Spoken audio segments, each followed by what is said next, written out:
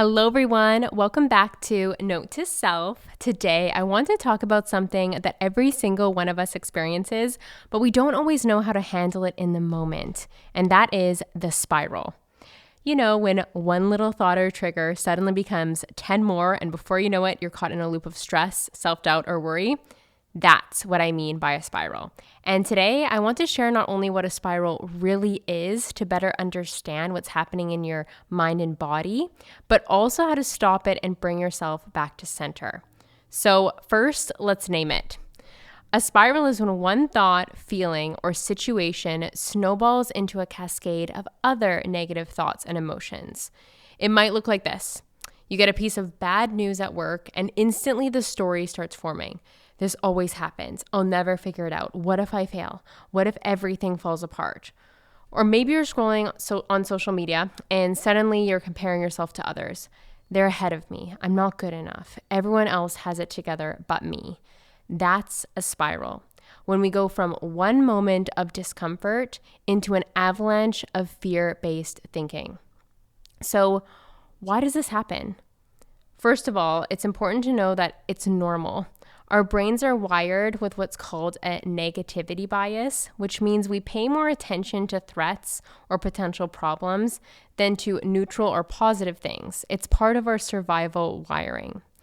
We also spiral because of unprocessed emotions. When something touches on an old wound or insecurity, the feelings can bubble up really quickly. And sometimes we attach those thoughts to our identity. This is who I am. This is my story. Instead of remembering it's just an experience in the moment. So how do we stop it? How do we stop the spiral when we bring awareness to it? Well, awareness is the first step because the moment you notice it's happening, name it. Say it out loud. I'm spiraling right now. Just that awareness shifts you into the present moment instead of being swept away by the experience. Step 2, interrupt the pattern. So spirals feed on momentum. You need to break that momentum. You can do this by changing your environment, standing up, walking outside, splashing water on your face. One thing that I've done before is take a big bowl of cold water and ice and submerge my face into it for 30 seconds, and that gives a full reset. You can also take 3 deep breaths or practice a specific type of breathing, like a box breath, which is breathe in for 4, hold for 4, breathe out for 4, hold for 4. Or even just tell yourself to pause for 30 seconds and do your best to tune into your senses and bring yourself back to the present moment. So next step would be to shift your focus. So once you've interrupted the spiral, ask yourself, is this true or is this fear? One of my favorite ways to identify this is truth is light and lies are heavy. So if you're not feeling very good in your body and there's a heaviness to it, chances are you're feeding yourself a narrative or a story that's just a big fat lie that's not making you feel very good about yourself. So journal it out or express yourself. Send yourself a audio recording if you have that private space to, and replace the looping thoughts with grounding ones like I am safe in this moment. I've handled hard things before. I can choose my next step. I am the creator of my reality. I have the power of conscious choice. I can choose what happens next. Sometimes when I've caught myself in a sort of like a negativity spiral, but like really being aware of it in my own mind and the self-deprecating thoughts, I will literally clap my hands and say change and say something like I am the creator of my reality. Change. I am choosing freedom in this moment. Change. I am not my past. Something like that to break the cycle. This is actually a tip by Dr. Joe Dispenza. I remember reading it, I think in one of his books or listening to it in one of his podcasts back in the day. And it's something that really stuck with me because I noticed that by pairing a physical action, a sound of a clap, with the active changing of your mind, it can rewire things in much faster. So next, use your body. It's important to understand that spirals live in the nervous system, not just in the mind. And that might be why when the spiral is happening, you experience an array of emotions, a buildup. For me, last night I spiraled. That's why I've created this episode because I caught myself in a spiral and it felt like a whirlwind, like a tornado of emotions in my chest. And I was like, I'm aware of this, but this is just so uncomfortable. What do I do? So I use these tools, the ones that I'm sharing you now, and I got myself out of it. But movement really helps to start to regulate the nervous system and discharge that spiraling energy. So simply just, shaking your arms out. You can take a cold shower and just imagine the anxiety, whatever you're feeling, sort of washing away and scrubbing that off of your limbs. You could practice some yoga or dance. Different spirals that are perpetuating different emotions, it'll look different. So it's really important to just tune into yourself and see what type of movement would be supportive, because sometimes going a walk will be the best thing versus yoga, and sometimes yoga is the best thing you could do to slow it right down versus going for a speedy walk.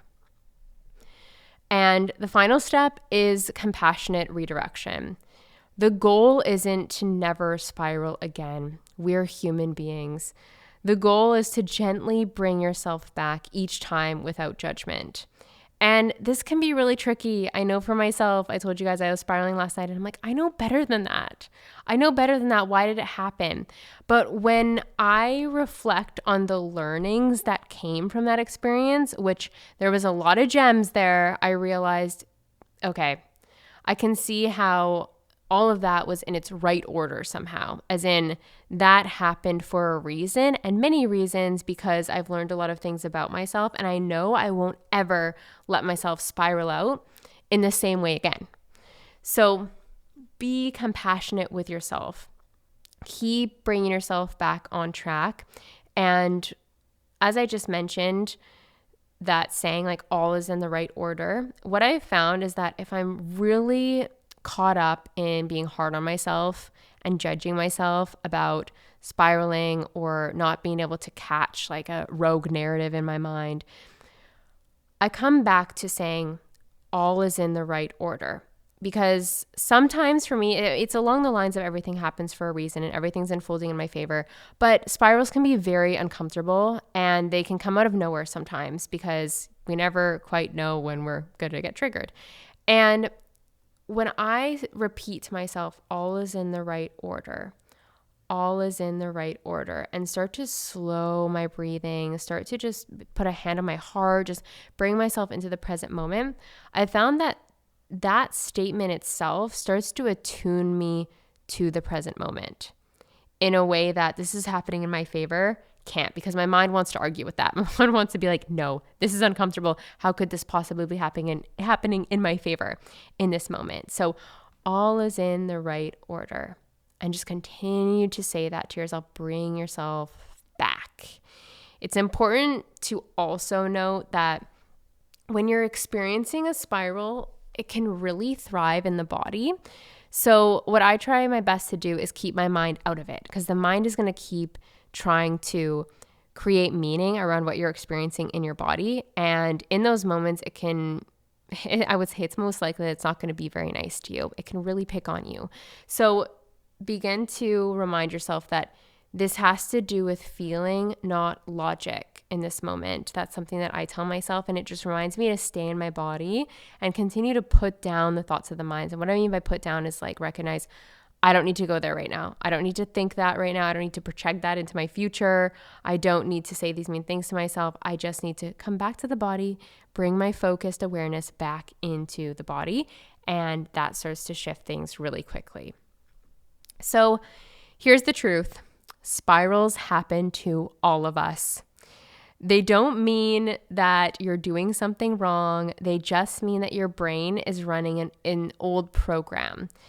But you are not your spiral. And the more you practice awareness, interruption, and compassionate redirection, the faster you'll return to clarity and calm. And just a note here, it's something that's popping into my mind before I close out this episode, is that depending on what's happening in your life and your body, you might be more subject to spirals. And this is important to note. So I know myself, I have experienced plenty of spirals along the grief journey that I think about myself in comparison to last year. Before my brother passed away, I didn't have nearly as many spirals as I have this year, but I've learned a lot through those spirals and through the grief journey.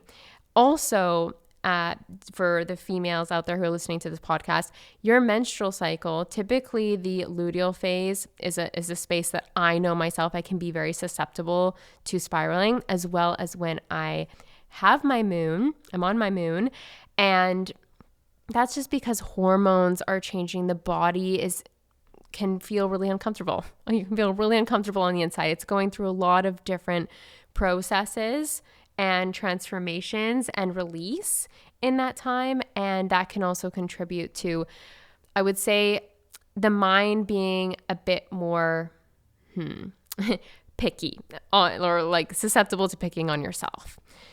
So thank you all for tuning in today. And remember that stopping a spiral is not about perfection at all. It's about choosing presence with yourself, presence with the journey, presence for everything that you're learning. So you are always more powerful than your thoughts. And if you're listening to this episode because you are in a spiral or you recently caught yourself in one and aren't feeling too good about it, just know that we're always doing the best we can with what we have. And the fact that you're listening to this podcast tells me that you're creating positive change in your life. So just be easy with yourself, right? Give yourself a pat on the back. This was a perfect next step for you. And you'll do better next time, of course, because we're always learning and we're always growing. And if it's not uncomfortable, it means that we're not growing, because growth is uncomfortable. Love you all so much, and I'll talk to you in the next episode.